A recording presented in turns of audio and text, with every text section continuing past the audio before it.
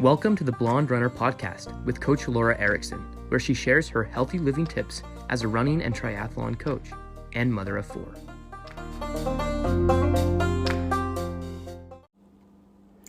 Hello, friends. I just wanted to take an opportunity and talk about 3 things that will help you determine what level of a runner you are. So this is kind of a complicated answer, I think, or not necessarily a complicated answer, but it's sometimes hard to determine what level of a runner someone is. So I wanted to kind of explain the concepts and some considerations when you're trying to decide which one you are. So basically I like to call it 4 levels of runners. You've got your beginner, your intermediate, your advanced, and your elite. And so we're not going to really talk about elite runners because usually you know when you're in that category, and that's not something you really have to listen to a podcast to determine. You know that you're an elite when you're elite. But in terms of beginner, intermediate, or advanced, that's a little trickier. And I think that there's 3 things to consider, and that would be experience, speed, and then volume, or volume you're able to tolerate. So those are the 3 things to consider when you're trying to determine what you are. So let's define it. Let's talk about this a little bit more. So a lot of people come to me, they want a training program, and I do have to determine kind of where they're at in terms of experience. So with experience, I would say if you have run maybe up to 3 years, you would probably be a beginner. Maybe 3 years and above, you would be more of an intermediate runner. And this is just pretty general because you have to factor in all 3 of these things really to determine what works well for you. But it usually has to do with years of experience and how much you've actually been running and then how consistent you are. It's interesting because I have a lot of people that have had experience running years ago and then they don't run anymore. And then while they may be a more experienced runner than a beginner, they may be at a beginning level in terms of easing back in, right? So there's kind of different levels that we have to consider and we have to think about. So in terms of my take on putting together a program for a beginner or an intermediate or advanced athlete, I factor in all of these things, but what the main difference would be the volume.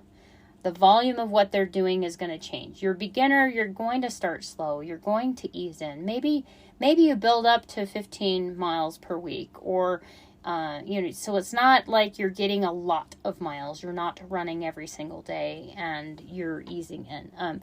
Hopefully with all of my training programs, I like to incorporate a lot of cross training. So maybe they're not running every day, but you are getting exercise every day. I think that's really important. So when it comes to volume, also I've noticed some people are able to tolerate more volume than others.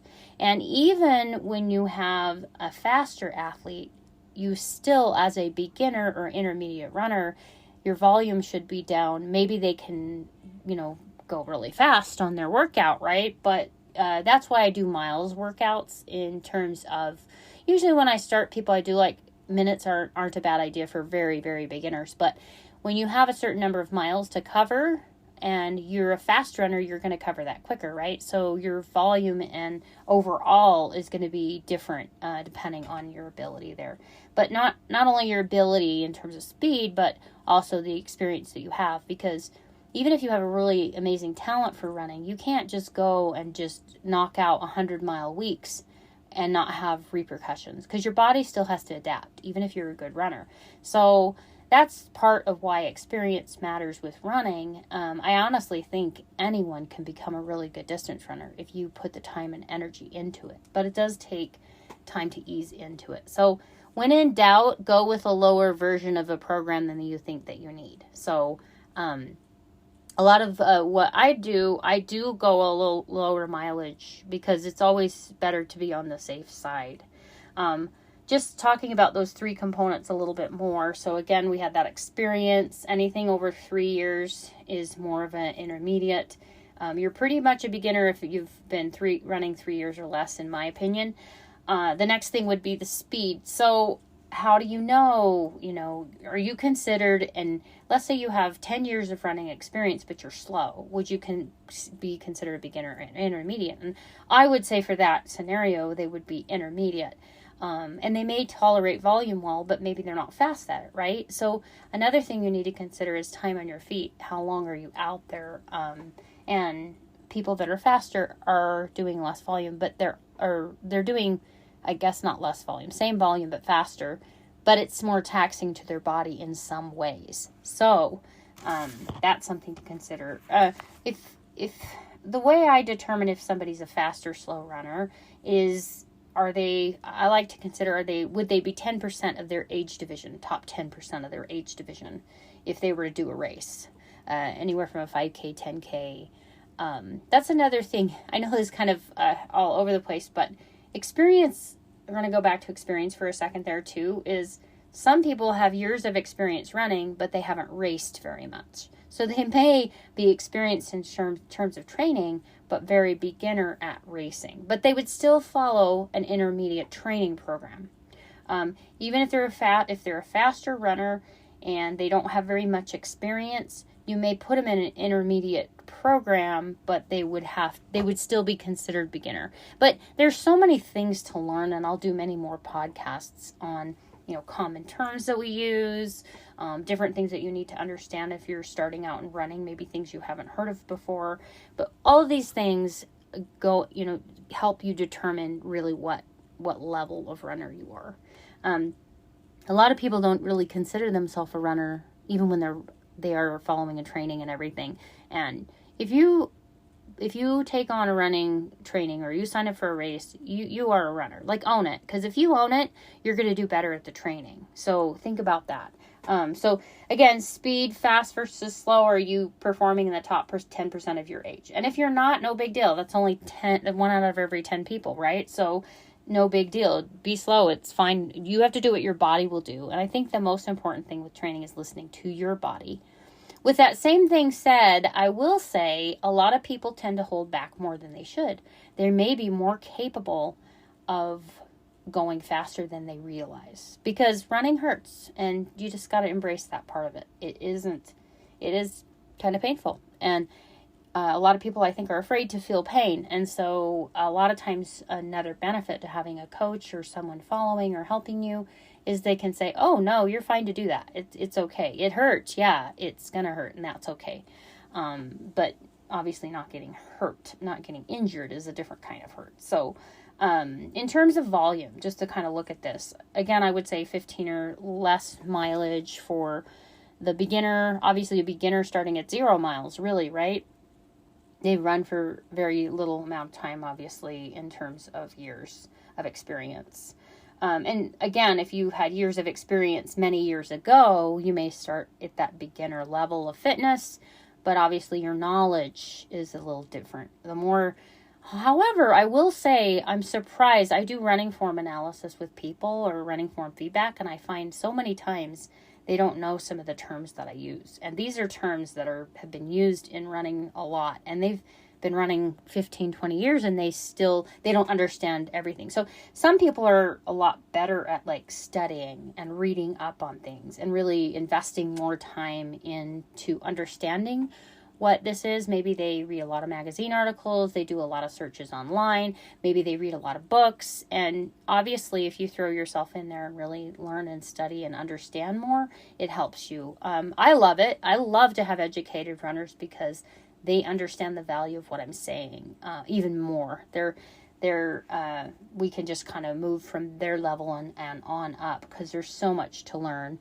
When you start learning about it, you'll start learning that there's more to learn when you do. So it's definitely something that when it comes to volume, this is it's like nutrition. It's very individual.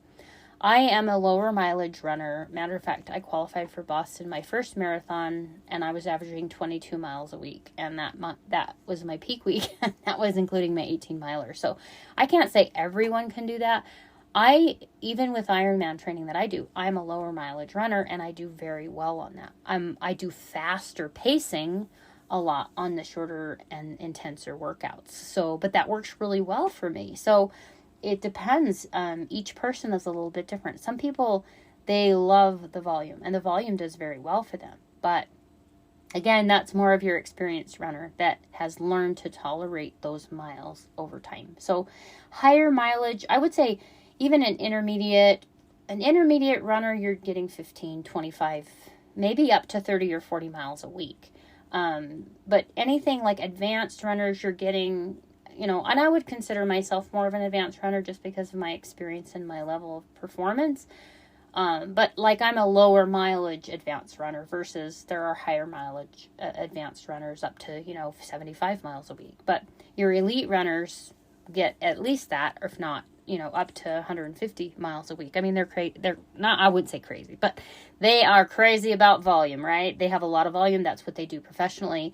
And that another thing to consider too is what type of a runner you are, because while miles matter, and I didn't differentiate this, I know a lot of people listening in will have taken advantage of the Ogden Marathon training program I provide, but I didn't differentiate between trail miles and road miles. And I do think it's a good idea to do some blend. And if you haven't done a lot of trail, it's a little more taxing in some ways, whereas roads can be taxing in other ways.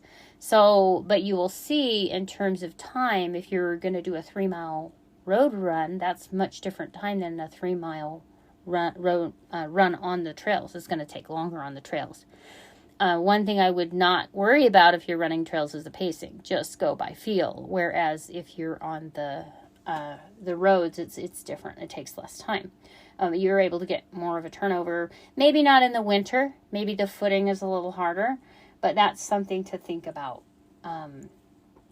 is getting that kind of different kind of volume. We didn't talk necessarily about ultra running and the volume there. A lot of volume and a lot of trails. They're spending a lot of time running, and that's their choice as well. So a lot of different avenues we can take here. But hopefully that gives you a few tidbits of what you want to think about when you're determining what you are, beginner, intermediate, or advanced runner. So do consider those things.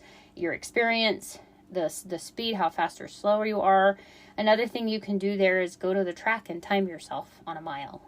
And if you can find charts online about what speed you should be for your age, because I could give you a number, but it all depends on what your age is, what's fast for you. So, and then of course volume. So experience, speed, volume. Those are the components of figuring out if you're going to be a beginner, an intermediate, or advanced runner. So hopefully that helps you. Thanks for tuning in, and until next time, live well.